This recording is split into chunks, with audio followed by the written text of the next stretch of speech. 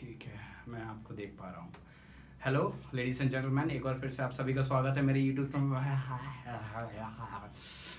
Channel पे। और इस वीडियो में मतलब इससे पहले मैं जो जितने भी वीडियो आपने देखे होंगे एक्टिंग मेथड से related Konstantin Stanislavski realistic acting method से रिलेटेड जितने वीडियो अभी तक आपने देखे हैं, मैंने बताया था दो हिस्सों में डिवाइड करते हैं, इंटरनल एक्सटर्नल, है ना।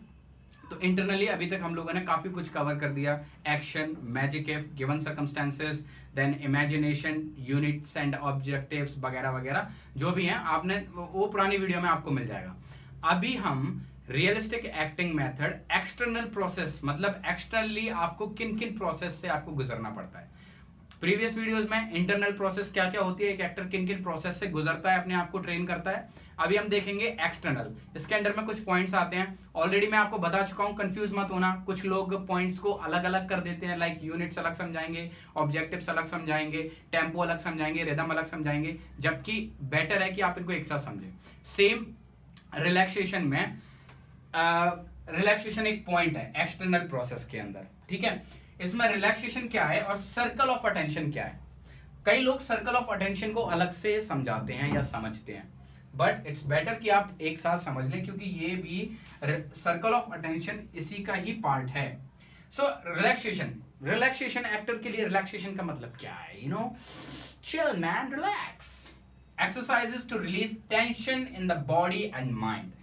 कई सारी एक्सरसाइजेस एक्टर को कराई जाती हैं, कई सारी ट्रेनिंग के थ्रू जब वो गुजरता है तो उसको उस तरह की एक्सरसाइज कराई जाती हैं कि आपको रिलैक्स रहना है, आपको टेंशन फ्री रहना, आपके बॉडी में कहीं पे भी कोई टेंशन नहीं होना चाहिए जब आप एक्ट कर रहे हो। आपने कभी कोई एक्टर देखा है मूवी के अंदर, या जो जैसे कि वो जब अपना डायलॉग बोल रहा है बहुत ज्यादा ये ऐसे ऐसे सम लॉट्स ऑफ थिंग्स, नहीं, ऐसे कोई नहीं करता। Mostly they will do the closeup scene और उनका सिर्फ face expression, eyes, eyebrows, voice modulation, यही सारी चीजें आपको देखने को मिलेंगी, राइट। इसीलिए काफी सारी एक्सरसाइजेस होती हैं जिससे एक्टर की बॉडी के अंदर टेंशन नहीं होना चाहिए, है ना, एक रिलैक्स फील होना चाहिए, ताकि जब वो डायलॉग, जब किसी अपने को एक्टर से जब वो कॉन्वर्सेशन करता है, बातें करता है, तो बॉडी में कहीं पे भी टेंशन नहीं दिखना चाहिए, रिलैक्स, लाइक रियल। जब हम नॉर्मली हम किसी से बात करते हैं, हमें टेंशन होती है कि नहीं, हमारी बॉडी कहीं से स्टिफ होती है कि नहीं, रिलैक्स। नॉर्मली भी जब हम बात करते हैं अपने दोस्तों से, फैमिली मेंबर से, रिलैक्स होती है, राइट। सो आपको रिलैक्सेशन प्रोसेस से गुजरने के लिए काफी सारे एक्सरसाइज होते हैं ताकि आप माइंड के मतलब मेंटली एंड फिजिकली आप रिलैक्स फील करो। Now circle of attention, circle of attention को हम समझेंगे तीन तरीके से, है ना। सो एक्टर एंड को एक्टर, है ना, एक्टर एंड को एक्टर। थोड़ा छोटा छोटा ही बनाऊंगा, इसको हम समझ लेते हैं। एक मिनट, मैं इसको जरा है ना आपको अच्छे से समझा दूंगा तो समझ आ गया रिलैक्सेशन क्यों जरूरी है। हमको एज एन एक्टर मेंटली और बॉडी, मेंटली एंड फिजिकली अपने आप को प्रिपेयर रखने के लिए, रिलैक्स फील करने के लिए। अभी हम सर्कल ऑफ अटेंशन की बात करेंगे, ठीक है। Just a minute, CIRCLE, circle of ATTENTION। सो एक सबसे छोटा हम पॉइंट बनाएंगे, एक सर्कल, है ना, क्योंकि सर्कल ऑफ अटेंशन की बात हो रही है। दूसरा हम पॉइंट बनाएंगे सेकंड सर्कल, एक और बड़ा सा सर्कल बनाएंगे। पहला सर्कल हम काउंट करेंगे एक्टर एंड को एक्टर। तो मैंने एक्टर के लिए A लिखा है, को एक्टर के लिए CA लिखा है, ठीक है। तो जो पहला मतलब पहला जो सर्कल होता है वो सिर्फ स्टेज के दायरे तक रहता है, स्टेज पर ही, एक एक्टर और को एक्टर, बस।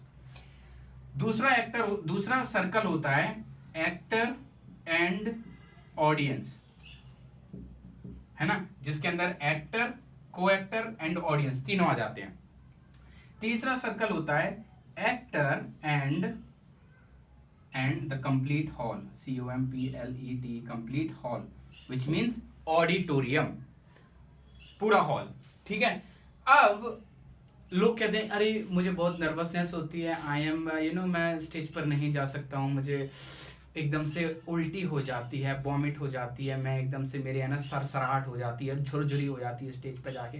सब बकवास होता है, it's all in your mind, है ना। सो स्टैनिस्लाविस्की का जो एक्टिंग मेथड है, क्योंकि ये चीज पहले मेरे साथ भी थी, मैं ऐसा तो नहीं है मैं बचपन से पैदा होते से स्टेज पे चला गया, नहीं, स्टार्टिंग सब लोग शुरू करते हैं ना, so it's all in our mind. आपको ट्रेनिंग और अच्छी प्रोसेस के थ्रू अगर आप जाते हैं तो नर्वसनेस भी निकल जाती है।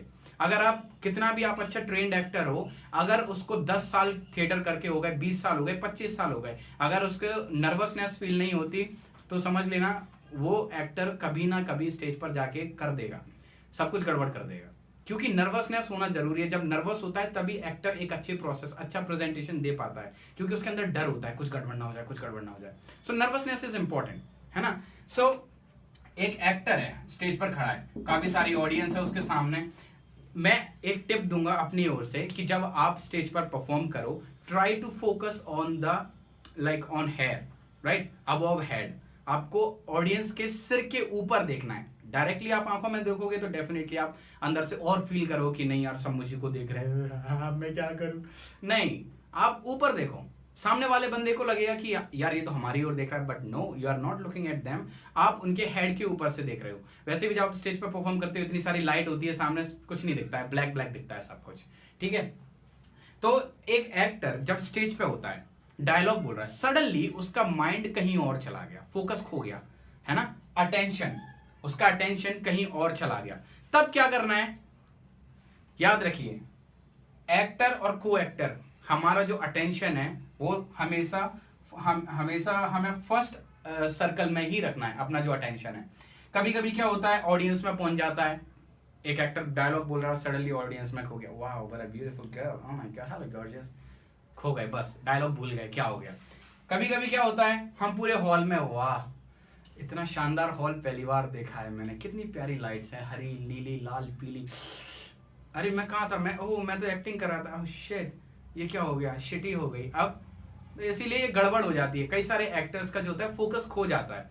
अब ऐसे टाइम पर क्या करना है, स्टैनिस्लाविस्की कहता है एक एक्टर को, इसीलिए ये रिलैक्सेशन जो एक्सरसाइज होती है, relaxation process, take a deep breath, अगर आपका अटेंशन खो गया है, relax yourself and try to focus on the small circle, है ना। इसीलिए इसको C1 सर्कल 1, इसको C2 सर्कल 2, इसको C3 सर्कल 3 बोलते हैं, ठीक है। सो स्टैनिस्लाविस्की कहता है कि अपने आप को C1 में लेकर आओ, अपने आप को रिलैक्स करो, अटेंशन खो गया कोई बात नहीं, take a pause, relax and try to focus on your coactor, जो आपका है साथ में को एक्टर है, उस पर फोकस करना है। So this is it, relaxation, RELEXA, whatever it is, see doctor writing. So relaxation बहुत जरूरी है, आपको वो एक्सरसाइजेस और ट्रेनिंग के थ्रू जाना पड़ेगा, और ये एक्सटर्नल प्रोसेस में आता है। ऑलराइट, एक्सटर्नल प्रोसेस में अगला स्टेप क्या है वो हम अगली वीडियो में डिस्कस करेंगे। जानने के लिए जुड़े रहिए YouTube channel drama and theatre artist Kumar के साथ। जय हिंद, जय Bharat, God bless you, have a nice day, like share and subscribe जरूर कीजिएगा, शुक्रिया।